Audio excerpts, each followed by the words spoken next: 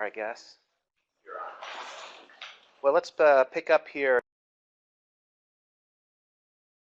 in chapter 14. Like we said before, there's conflict over the land, and Abraham and his household now are caught in the crossfire of a battle that's taking place here in the land of Canaan with several different kings here. What's really interesting about this passage, we won't read the whole thing, but over here at the end in chapter 14, beginning in verse 17, let's see. Ben, could you read? Are you back? Ben. There you are. Go ahead and start reading in chapter 14, verse 17. After Abram returned from defeating whoever he was in the Chedorlaomer. Chedorlaomer. Can't say it fast. kings who were with him, the kings of Sodom went out to meet him in the valley of Sheba. The kings of the valley. Then Melchizedek, the king of Salem, brought out bread and wine, and he was a priest to the God Most High. He blessed him and said, Abram is blessed by God Most High, creator of the heavens and earth, and I give praise to God Almighty, who has handed over his enemies to him. And he gave him a tenth of all. Was that what you were reading, verse 20 there? Okay, yeah, good. Forgot that line. Okay. Now this is, that's all right. So this is a significant exchange. You've got this this king of the city of Salem coming out, and he's described as a priest of El Elyon, God Most High, which is interesting in and of itself, and he's offering a blessing of encouragement here to Abram, and in the name of God El Elyon, and he's acknowledging this God with correct theology.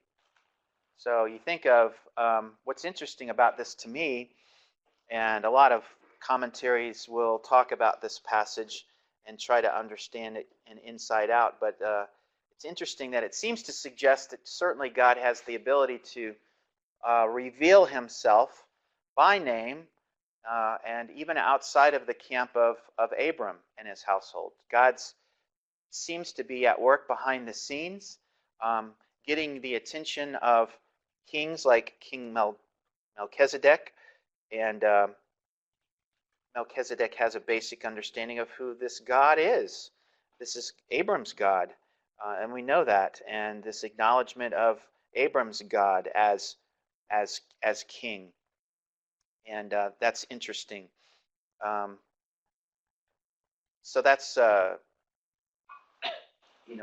interesting in terms of how the Lord is working behind the scenes and bringing in seeming unsuspecting individuals like King Melchizedek for this. It's this ongoing affirmation. So what happens right around the corner now, we have the famous text in chapter 15. Let's take a look at that, and I'll have, let's see, have I had you read yet, Mitch? Where are you? You've already read. Why? I don't want you to read again. Deanie, go ahead and read for us. Chapter 15, let's look at verses 1 through 6. After these events, the word of the Lord came to Abram in a vision.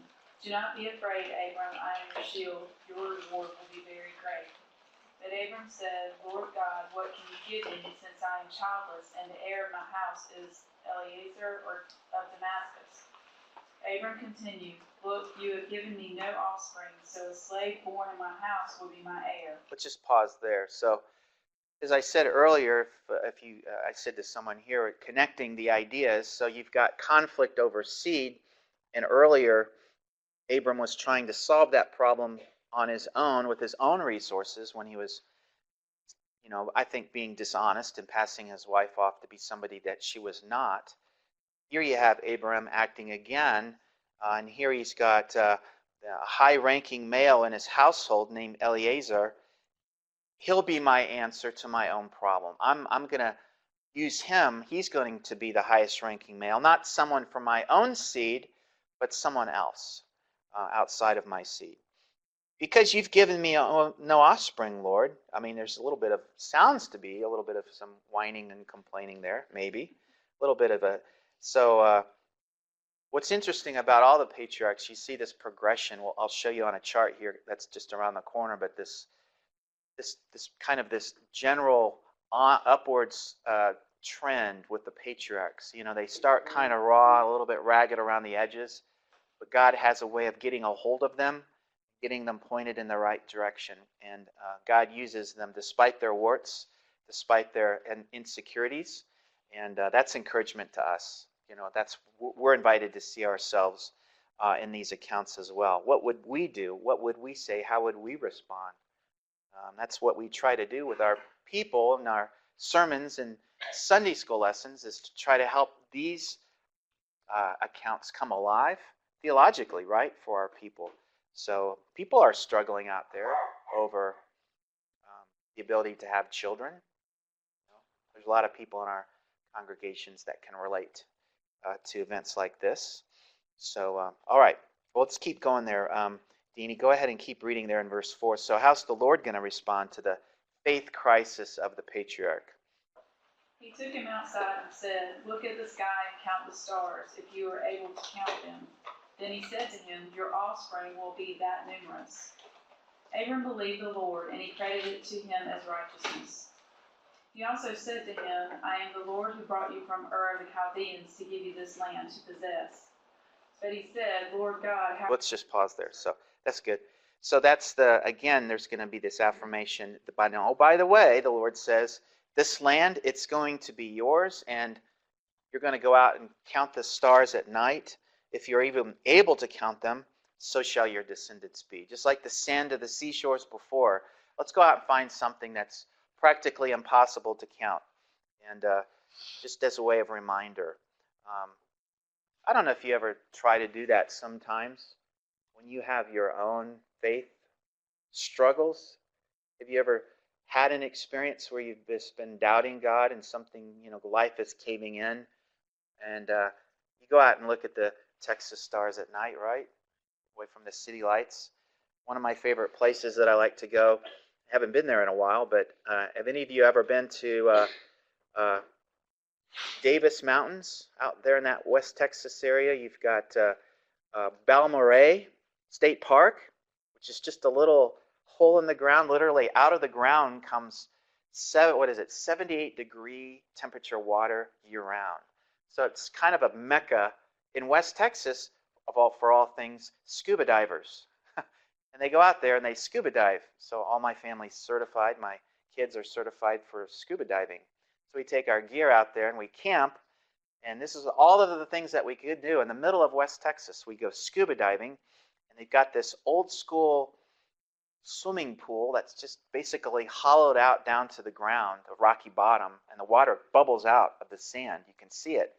And they've got these rare tetras that are little fish that they're only located in certain parts. And that's one location where they've got these rare fish and these big catfish just kind of burrow along and swim along. You can kind of chase them and try to catch them. And there's a few turtles around that come in. And it's just a fascinating place because from there you can see the night sky looking up, and you can see that real dark band of the Milky Way galaxy that you see in that one picture that I showed you in week 5 assignment folder. Is that kind of scene. You can actually see it with your naked eye out there. And then the next day, after a day of scuba diving, to see the beauty of God's creation, you can go up to the McDonald Observatory, which is built out there for the very reason because it's one of the darkest places in the continental United States. So they have an observatory out there. It's run by, I think, Texas A&M. Some Texas universities are in an agreement cooperation, and they go out there and run their experiments. So at night, they have what's called a star party.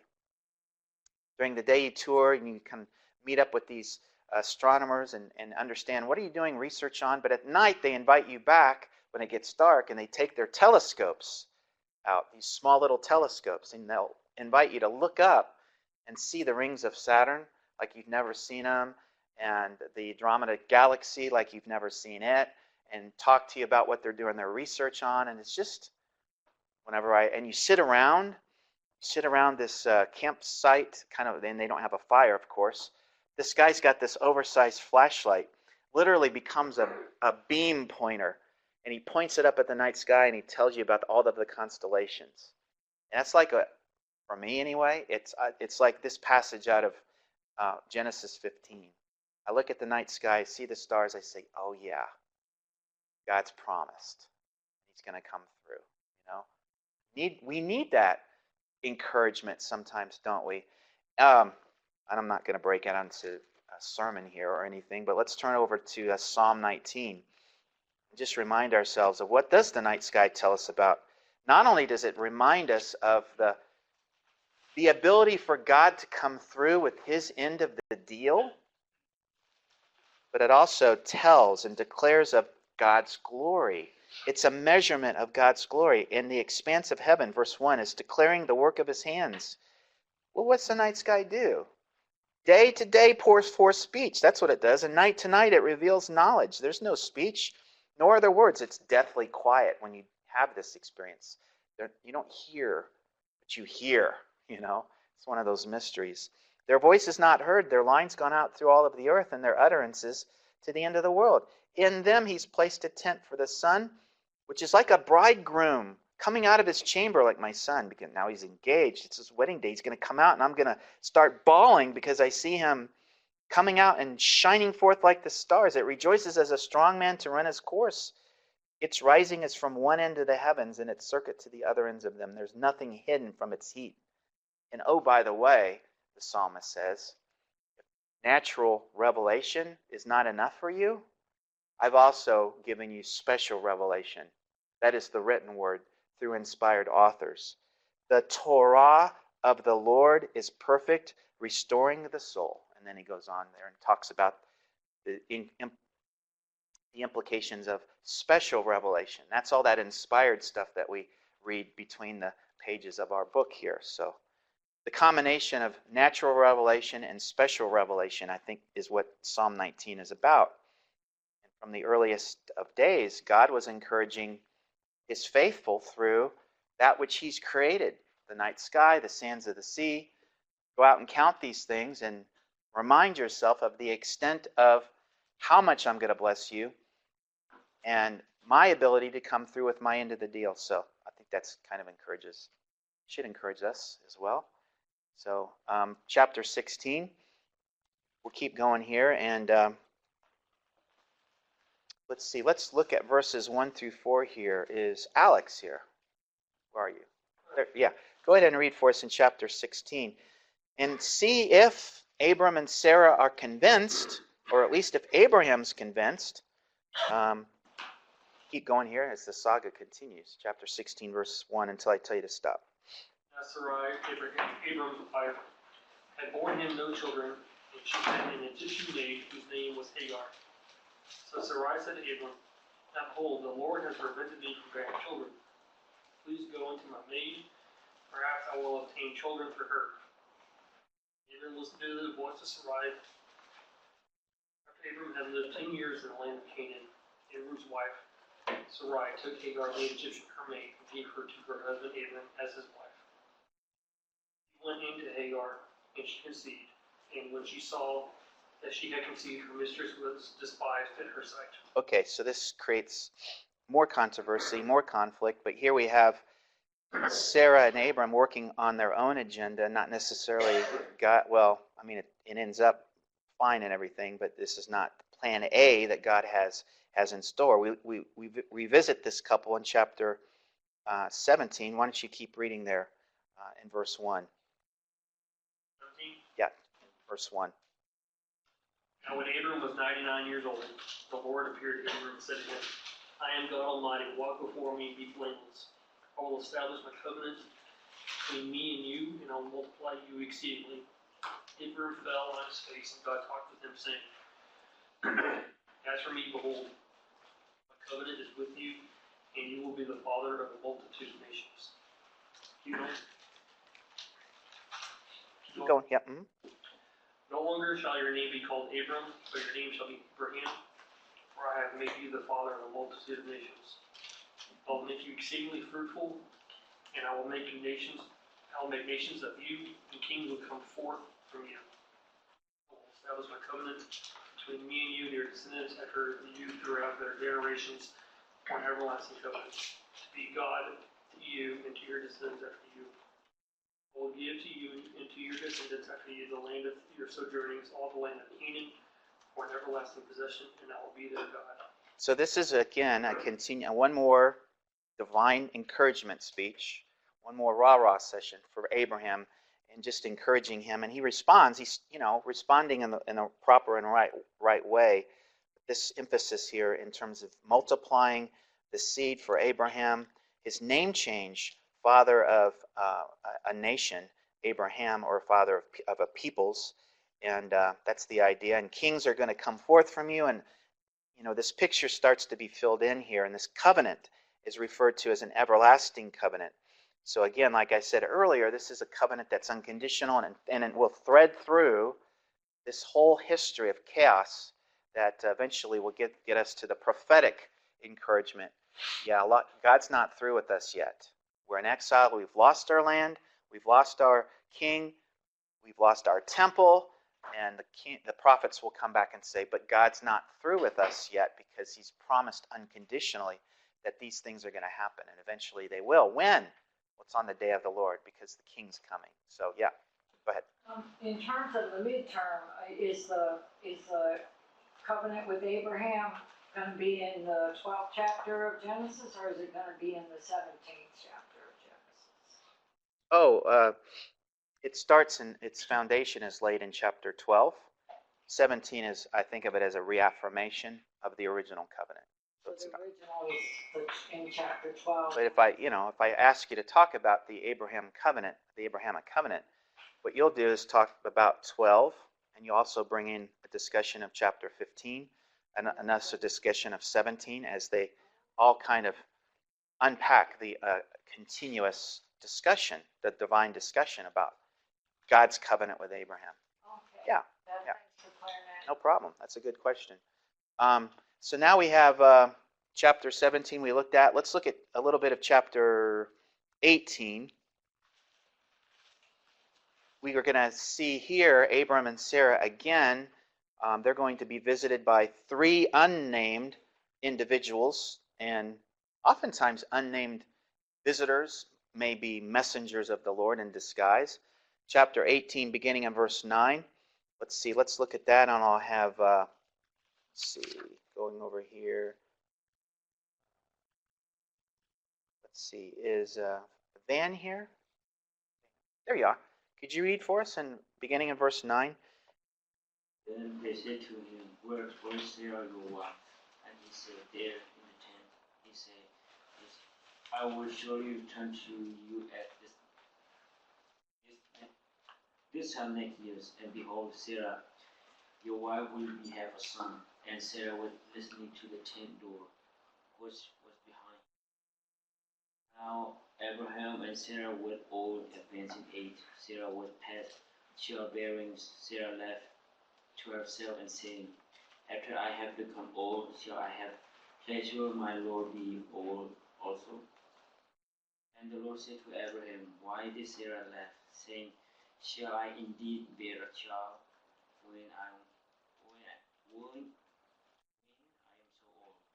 Anything too difficult for the Lord? At the appointed time I will return to you. This time next year Sarah had a son.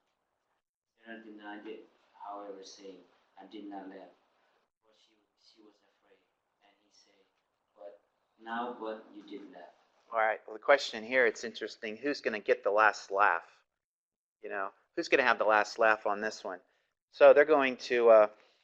Now there's a time limit to this waiting, and next year at this time they're going to have a son. His name's going to be Isaac, whose name means laughter, and we're going to find out very quickly who's going to have the last laugh with regards to this son of promise. Finally, we're going to get to Isaac, the promised son, who's going to carry the seed of promise through the line of Abraham.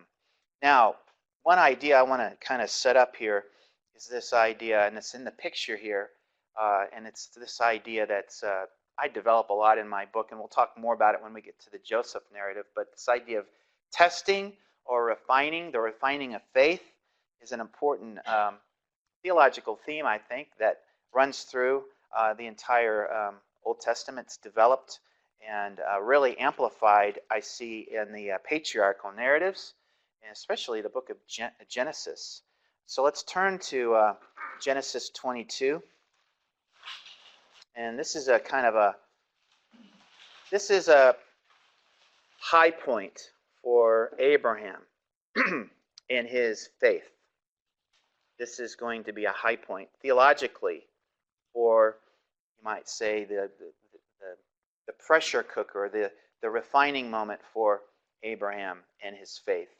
Faith is refined in the Old Testament, much like gold is refined. It's even discussed in terms of gold being refined, and it seems as if God seems to be concerned and interested in the faith development of the faithful, those he's called to himself.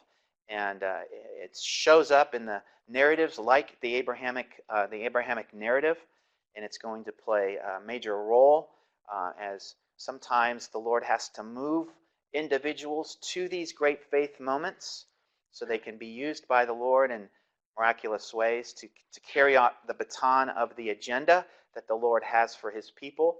And we see this as kind of an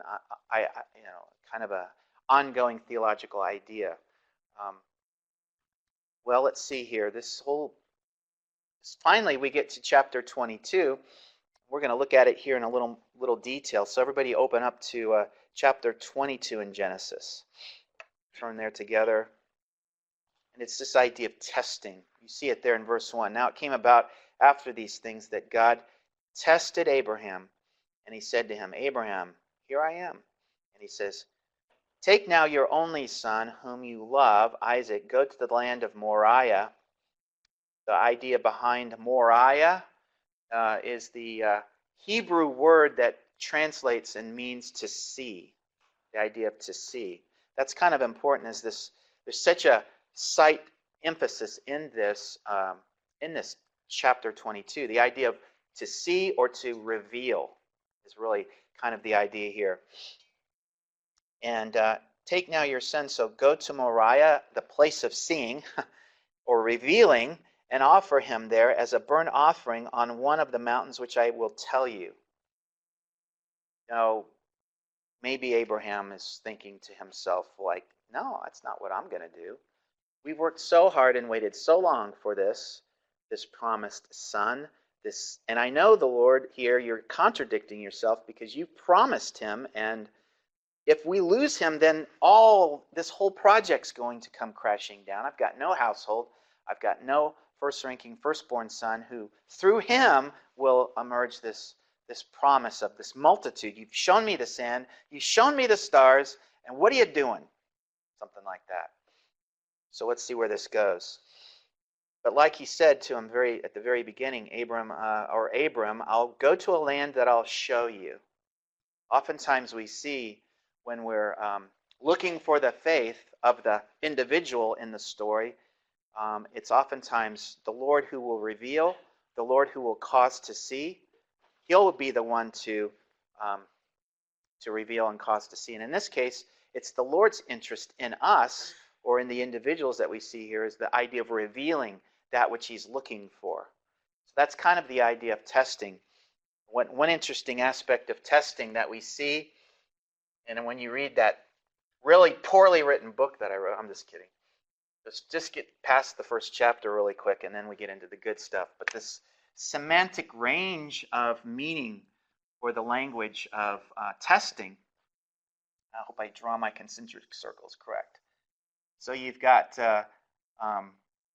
different ways of looking at the idea of test. One interesting idea that comes from the idea of test here I don't know if I get into it too much, but one particular one linked to one Hebrew word. This idea here is this idea that I kind of developed and linked to the idea of the touchstone. And in the ancient world, He didn't necessarily always refine. This would be an idea of refine maybe here. This would be the idea of a touchstone. But refining gold, there's another way of finding out how pure the gold is. If you refine and melt the gold, the impurities, the sledge or the dredge comes to the top and it's skimmed off and discarded. But if I'm on the field and I'm looking at gold nuggets, that in that day in certain places, even in Egypt, they were mining gold. You have gold nuggets. They had a way of sight testing for the purity of gold, and they used touchstones. So they take the gold nuggets and rub them on really hard black stones, and by the various shades that would be left behind from the gold, they'd be able to do a quick sight test for the authenticity of that gold. Does that make sense? On a touchstone. And even chemists, I'm not chemists, but jewelers will understand the process behind a touchstone. They have them now. You can go ask a jeweler, show me your touchstone, and he'll pull out a little bag, and it's kind of a little chemistry experiment that they do, but it's still around, the idea of a touchstone. So it's a way of revealing or seeing the authenticity of how pure that gold is. Gold equals the idea of gold, in this case of refining, of course, is the product that's being tested, and that's the idea of faith or loyalty. Loyalty. And that's the idea that we're looking for here in Abraham. So let's look at what's going on here in the text. We'll keep going here. That was just a little side trail. So verse 4, so Abraham rose early in the morning and saddled his donkey and took 2 of his young men with him and Isaac his son. He split wood for a burnt offering. He's going, and arose and went to the place which God had told him. On the 3rd day, Abraham raised his eyes. Notice now the focus on sight. So Abraham now is raising his eyes, and he saw the place from a distance. Abraham said to his young men, stay here with the donkey. I and the lad will go yonder or forward, and will worship and return back. Abraham took the wood of the burnt offering, laid it on Isaac his son, and he took in his hand the fire and the knife, and the 2 of them walked together. Isaac spoke along the way to his father and says, my father. And he says, here I am, my son. And he said, behold, see the fire and the wood, but where is the lamb for the burnt offering? Abraham said, God will provide. God will see. That word provide is translated from the Hebrew word that means to see. God will see, or cause to see. It's another, in the semantic range of the word that means to see. In Hebrew, you can go with the idea of provide. God will see to it, something like that, for himself, the lamb, for the burnt offering, my son. So the 2 of them walked on together. And then, so all along, Abraham's revealing and seeing. Then they came to the place in which God had told them. And Abraham built the altar there and arranged the wood and bound up his son Isaac, laid him on the altar on top of the wood. And Abraham stretched out his hand, and he took the knife to slay his son. Just the last minute or second, the angel messenger of the Lord called him from heaven and said, Abraham, here I am. Don't stretch out your hand against the lad and do nothing to him. For now I see, now I know. So I know the quality of your faith, Abram. I've seen it. It's been revealed to me. To the extreme reversal of the situation in which I provided for you, now I've seen that your faith is consistent all the way up to the edge of the cliff, and that's as far as any loyal human being can go, kind of a response. The Lord called him. And then he said, don't stretch out your hand, for now I know that you fear God. So the idea of fear that you'll see in my book I develop is closely linked to this idea. So one who's been tested and refined is one oftentimes at the end of that testing experience is described as one who fears God or one who fears the Lord. Fear seems to be that measure of one's loyal posture before the Lord. It's the posture of fear. It's not scaredy cat necessarily, but it's that reverence, that's proper orientation and recognition of God. And that's what we have, his declaration of one who fears God. So where do we leave off? There we go. Then Abraham, again, notice the Notice the language of sight in verse 13. Then Abraham raised his eyes and looked. Now it's God's turn. And behold, behind him a ram caught in the thicket in his horns, and Abraham went and took the ram and offered him up as a burnt offering in place of his son. Abraham called the name of the place, "The Lord will see to it," or "the Lord will see," or in my New American Standard, "will provide," as it is to this day. In the mount of the Lord it will be seen.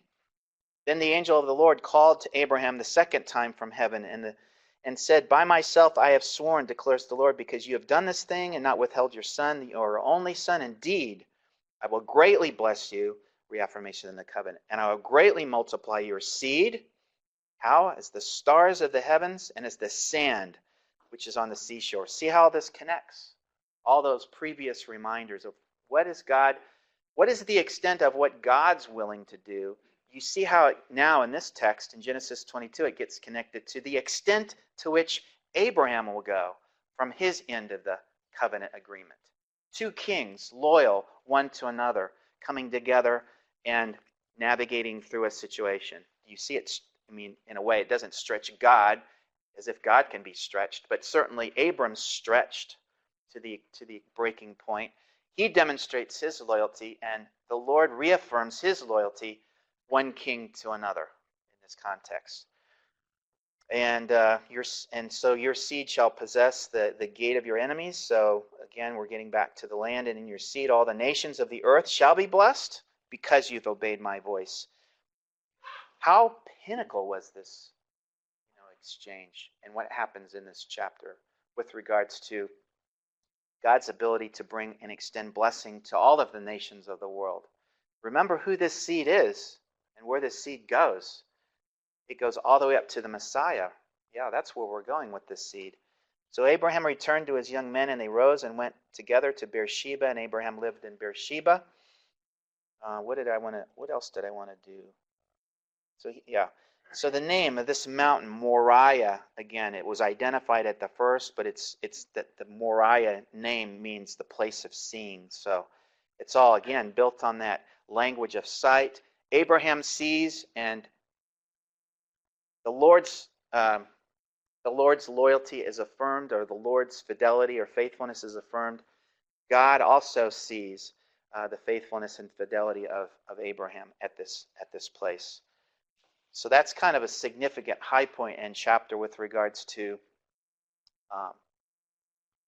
Abraham, and that significant declaration at Mount Moriah, a place of seeing, and all of these things coming together with Abraham being declared as one who fears the Lord. I just want you to know, maybe for a midterm coming down the pike, how significant this chapter is for demonstrating to Israel as a nation the kind of faith that they need to be willing to demonstrate. They've gone through this testing experience themselves as a nation. They're being reminded of testing in an individual's lives. Let me remind you, you can make this connection. In Deuteronomy chapter 8, we'll be there eventually, but just got to go there now. So after 40 years in exile, you might say, in a testing experience in the wilderness, so Israel is reminded in Abraham the divine purpose behind the adversity that they've been experiencing in the wilderness for 40 years. Do you see? Verse 1 in chapter 8. We'll start in verse 2. "And you shall remember all the way which the Lord your God has led you in the wilderness these 40 years. Why? Well, that he might humble you. There's the word, testing you, to know what was in your heart, whether you would keep his commandments or not. He humbled you and let you be hungry and fed you with manna, which you did not know, nor did your fathers know." That's the adversity that they experienced, that they might, all of these things working together might make you understand that man, what's the lesson? Does not live by bread alone. It's not all about food or possessions or wealth or all those earthly things, but man lives by everything that proceeds out of the mouth of the Lord. Your clothing didn't wear out on you. It wasn't so bad. Your feet, they didn't swell during those 40 years. Well, what's the big idea? Thus you should know You are to know in your heart that the Lord your God was disciplining you as I prefer the idea of a father disciplining his son or his child. Therefore, Moses says, keep the commandments of the Lord your God, to walk in his ways, to fear him. See, they're supposed to fear him like Abraham fears the Lord. So that's that link of fear. And let's see, what do I have next here? Here's my famous chart. It's not mine, but this is a neat chart to kind of show you, if you're into, charts and graphs. If you would map out the faith life or the faith journey of Abraham, it's that it does a good job of capturing the highs and the lows, but the general trajectory up to the pinnacle there in chapter 22 and 23 for Abraham. And for the authors of the New Testament, let's see, what do I want to say? Well, where we're going with this is Mount Sinai, because Israel as a nation, it's important for them to be introduced to the idea, what does faith look like? When we get to the land and we're in the midst of adversity, how should we respond? And they're reminded in these patriarchs, as we'll see. And warts and all, they have their ups and downs, as Israel as a nation will as well. So I think that's important. That's all I want to say here. But the person of Abraham becomes the father of faith and the example of what authentic faith looks like. So here's my let's turn to a couple of these places in the New Testament. Let's turn to James. Everybody turn to James in chapter 2.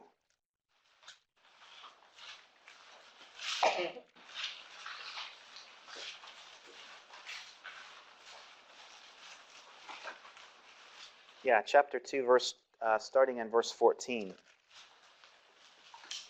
They had controversy in the first century church with regards to faith, and as you know, the debate, faith versus works, and the legalism of the first century church that Paul writes against and tries to argue against. The question is, I think, continuously from Moses to Paul and James and the authors of the New Testament, is what does authentic faith look like? And you have this faith and works discussion here with James, verse 14. Let's have, see, is Sarah here? Oh, not today. Okay. How about Spence? Could you read for us, beginning in verse 14? Good is it, my brothers, if someone says he has faith and does not have works? Can that faith save him? Brother or sister is poorly clothed and lacking in daily food, and one of you says to them, go in peace, be warmed and filled, without giving them the things needed for the body, what good is that? So also faith by itself, if it does not have works, is dead. If someone will say, you have faith and I have works, show me your faith apart from your works, and I will show you my faith by my works. You believe that God is one, you do well. Even the demons believe and shudder. Do you want to be shown, you foolish person, that faith apart from works is useless? Was not Abraham our father justified by works when he offered up his son Isaac on the altar? You see that faith was active along with his works, and faith was completed by his works. And the scripture was fulfilled that says, Abraham believed God and was counted to him as righteousness. And he was called a friend of God. You see that a person is justified by works and not by faith alone. Uh-oh. Does that contradict with what Paul has argued so vehemently for in other passages like Galatians chapter 2? Could somebody look up Galatians chapter 2, verse 15? Weston, where are you? Could you look that up? Galatians chapter 2, verse 15 and 16. Go ahead and read it.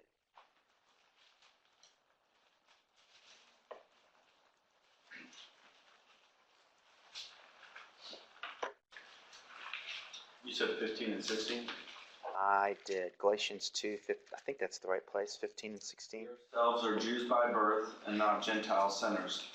Yet we know that a person is not justified by works of the law, but through faith in Jesus Christ. So we also have believed in Christ Jesus in order to be justified by faith in Christ and not by works of the law, because by works of the law no one will be justified. Okay, that's good. So we've got a little discussion going on here in the New Testament. You've got faith and works and this idea of justification by faith alone, which is what Paul argues in chapter 4 of Romans, for example, and some of these texts that kind of bring this together. So this is what I've got in my kind of like I've done some thinking about this, and I think this kind of works to kind of help us understand. If Moses and Paul, let's say, were sitting in a Starbucks together, having a cup of coffee, and talking about what does this thing look like, this faith idea, because the authors of the New Testament are going back and finding the example of faith in the person of Abraham, and they're doing so because they're trying to argue against this idea of legalism, which is a problem that's prevalent in their day and with their audiences and the churches that they're serving. So here's the picture that I've written it before, but it's the heart with feet. So if you talk about the heart and the idea of the engagement of one's faith, which we see the example of in Abraham, even before we even get to this place called Mount Sinai, which seems to equate law with everybody and the means of justification. But the argument is faith, and then you have someone like James come along that says faith without works is dead, but Paul's arguing against works. But what's really going on here? So you've got the authentic picture, I think we can clearly say, based on what we're looking at in the text of the Old Testament, and the pinnacle of faith for Abraham is Abraham's putting feet to his faith. So that equates to this idea of obedience and demonstration of loyalty, and all of that family loyalty, the family of terms that faith, authentic faith, the point is, comes with the follow-through of obedience and demonstration of loyalty. That's what's being refined through adversity. That's what the Lord is wanting to see in Abraham through the situations that he is going through. The pinnacle being Genesis, the pressure cooker of Genesis 22. So he is being faithful to that which is it's been revealed to him, the covenant, the covenant idea, and you have to go do things and wait on the Lord. It's not going to be someone that you provide. It's going to be someone through your loins of Abraham and Sarah. That's going to be the promised seed or son. Not through any plan Bs of your own. It's all that kind of activity that Abraham demonstrates. So it's faith. It's a heart with feet attached to it. And James says faith without works is dead.